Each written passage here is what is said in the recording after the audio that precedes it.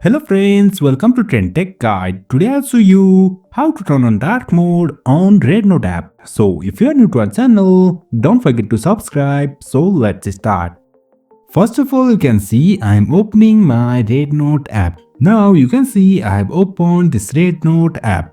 On the bottom right, you can see here is me, me. Just tap on these and now over here I'm here in my profile.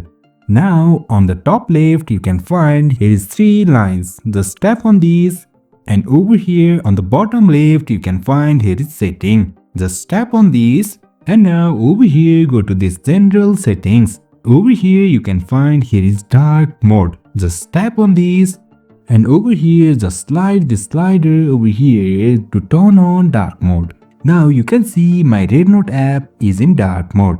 So in this way we can turn on dark mode on REDnote app. So if you find this helpful, don't forget to subscribe. Have a good time.